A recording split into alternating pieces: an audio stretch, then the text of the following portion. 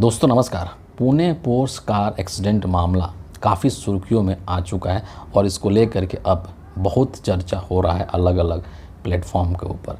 और जो चर्चा का मुख्य जो केंद्र बिंदु है वो शर्तें हैं जिसके आधार पर उस बच्चे को बेल दी गई है कोर्ट के द्वारा। जिन शर्तों पर बेल दी गई उसको लेकर के काफ़ी लोग हैरान भी हो रहे हैं और हास्यास्पद भी वो शर्तें हैं कि इस तरीके से कैसे हो सकता है।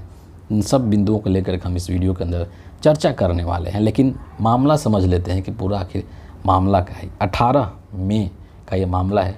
पुणे महाराष्ट्र के अंदर एक शहर है, वहाँ का ये मामला है और पुणे का कल्याणी नगर क्षेत्र का ये मामला है। और ये बताया जा रहा है कि वहाँ पर तकरीबन 17 साल का एक लड़का है जिसका कि नाम वेदांत अग्रवाल बताया जाता है। बाप का नाम इसका विशाल अग्रवाल है। बहुत बड़ा पूंजीपति है, उद्योगपति है, कह लीजिए बहुत बड़ा बिजनेसमैन है। और इसका जो लड़का है वेदांत अग्रवाल अपनी 2 करोड़ की गाड़ी में, जिस पोर्स कार में वो जा रहा था, ड्राइव कर रहा था, उसकी कीमत तकरीबन 2 करोड़ बताई जाती है।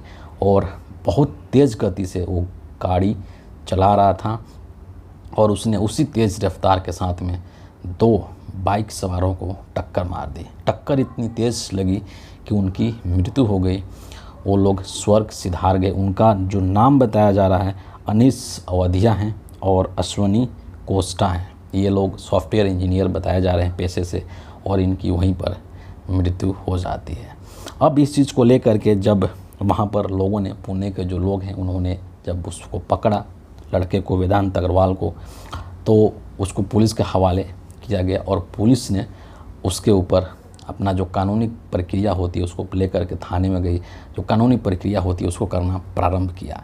लेकिन जो मामला था ये एक बहुत बड़े बाप के बेटे का मामला है, जो कि करोड़पति है, जिसके पास पहुंच है, पावर है, सब कुछ है ना। और संभवतः उसी का ये असर रहा होगा कि इस तरीके का क्राइम करने वाला, जिसमें कि 2 लोग मतलब मौत के शिकार हो जाते हैं, इसके बावजूद भी इसको 24 घंटे के अंदर मतलब 15-17 घंटे में ही इसको कोर्ट के तरफ से ज़मानत दे दी जाती है। जिन शर्तों पर इसको ज़मानत दी गई है वो 5 शर्तें हैं और 5 शर्तें सुन करके आप अपना सर पकड़ लेंगे। उन 5 शर्तों को देखते हैं, फिर आगे इसमें और हम चर्चा करेंगे। जो सबसे पहली शर्त रखी गई है वो ये है कि नाबालिग अभियुक्त को 15 दिन तक ट्रैफिक पुलिस के साथ चौराहे पर खड़े होकर ट्रैफिक में मदद करनी होगी।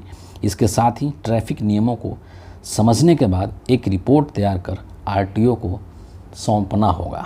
ठीक है। दूसरा जो शर्त है कि बच्चे को सड़क दुर्घटनाओं और उनके समाधान पर 300 शब्दों का निबंध लिखना होगा। इस पॉइंट को लेकर के ज़्यादा लोग मजाक उड़ा रहे हैं और इस पर लोग हैरानी जता रहे हैं कि ये कैसा शर्त है बेल देने का।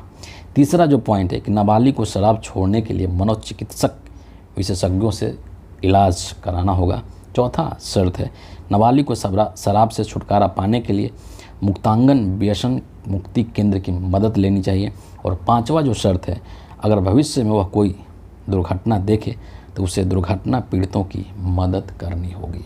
ये जो 5 शर्तें हैं, इनको पढ़ करके ऐसा लगता है कि जैसे कोई गेम हो, है ना, छोटा मोटा खेल हो जिसमें किसी ने एक गलती कर दी है और फिर उसको इस तरीके का सज़ा दिया गया है जहाँ पर कि बच्चे के ऊपर उसका कोई ज़्यादा असर नहीं पड़े और हंसी मजाक में काम निकल जाए कि जाओ भैया, तुमने 2 लोगों की जान ले ली है, तुम बहुत तेज़ गति से कार चला रहे थे, 2 लोगों को तुमने मार दिया है जान से, कोई बात नहीं, तुम ट्रैफिक पे खड़े हो जाओ, नियम समझ लो, ठीक है, और लिख करके और आरटीओ में जमा कर दो, निबंध लिख दो, ऐसे लिख दो, तुम्हारा काम हो जाएगा। ठीक है।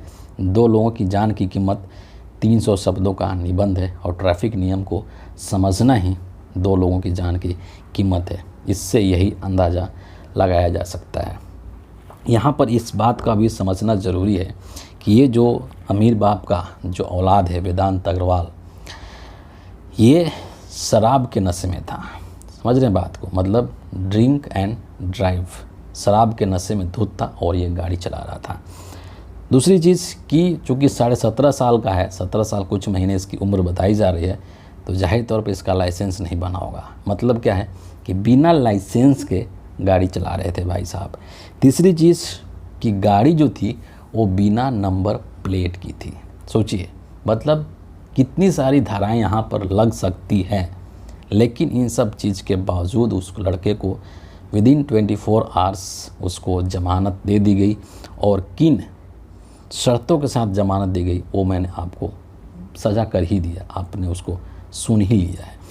अब जब पूरा ये सब मामला इतना तूल पकड़ लिया है तो इसको लेकर के राहुल गांधी जी ने भी एक वीडियो मैसेज कहिए कि उन्होंने एक जारी किया अपने ट्विटर हैंडल से और तमाम जो अपने जो सोशल मीडिया के प्लेटफॉर्म है, और उसमें उन्होंने ये चीज़ कहा है कि नरेंद्र मोदी जी 2 हिंदुस्तान बना रहे हैं जहां न्याय भी दौलत का मोहताज है। इतना ही नहीं, राहुल गांधी ने उस वीडियो मैसेज के अंदर ये भी कहा है कि आप सोचिए कि जब कोई बस, ट्रक ड्राइवर, ऑटो ड्राइवर या उबर, ओला ड्राइवर, इस तरीके का कोई टैक्सी ड्राइवर इस तरीके का एक्सीडेंट करता है तो उसको 10 साल तक जेल के अंदर रहना पड़ता है, कड़ी से कड़ी सज़ा उसको दी जाती है।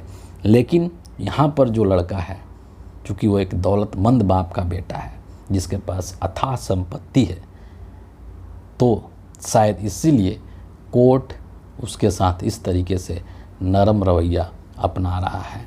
और ये चीज़ किसी भी दृष्टि से उचित नहीं है। हमारे देश में कहा जाता है, संविधान में ऐसा प्रावधान है कि कानून के नज़र में हर कोई समान है। अगर कोई व्यक्ति क्राइम करता है तो उस क्राइम के लिए कानून में एक ही सज़ा है, और क्राइम करने वाला चाहे एक कोई गरीब हो, चाहे एक बहुत बड़ा पूंजीपति हो, उद्योगपति हो, उससे कोई मतलब नहीं है। उन दोनों के लिए उस कानून में एक ही सज़ा का प्रावधान है।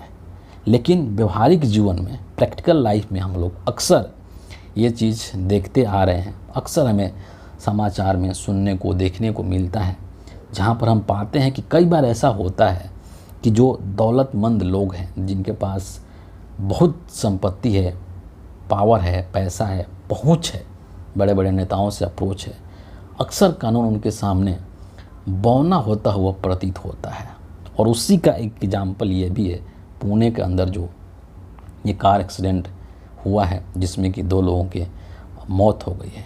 आप सोचिए कि ये जो 2 लोग हैं, अनीस अवधिया और अश्वनी कोष्ठा, ये दोनों सॉफ्टवेयर इंजीनियर हैं और जाहिर तौर पर ये अर्निंग कर रहे थे, कमा रहे थे, और कमा करके अपना घर परिवार ये पाल रहे थे, है ना।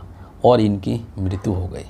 आप सोचिए कि इनके घर वालों पर क्या गुजर रही होगी। आज के समय में नरेंद्र मोदी के इस तथाकथित अमृत काल में किस तरीके से लोगों के पास रोज़गार की कमी है, किस तरीके से महंगाई बढ़ रही है।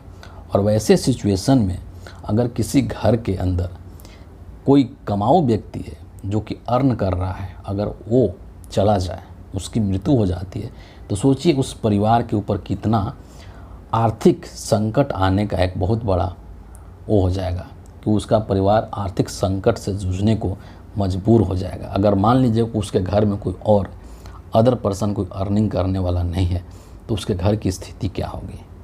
क्या कोर्ट इस चीज़ को संज्ञान में ले रहा है? क्या कोर्ट इसके ऊपर विचार कर रहा है? या किया कोर्ट ने? संभवतः नहीं किया होगा, है ना।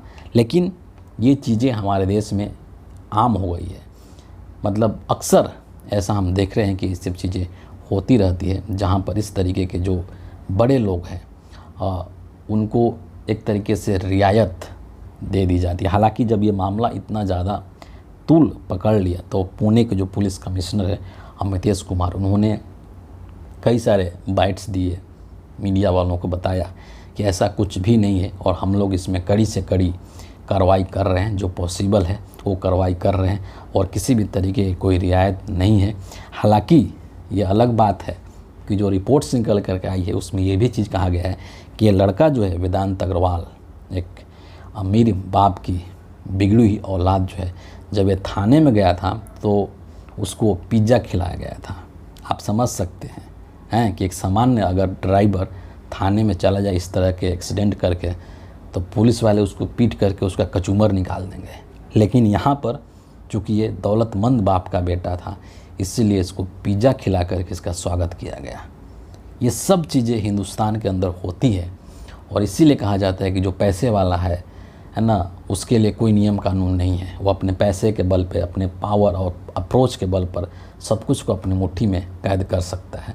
और वही चीज़ यहाँ पर भी एक बार होता हुआ फिर से दिखाई दे रहा है। आगे आगे देखते हैं कि इस मामले में और क्या क्या चीज़ें होती हैं।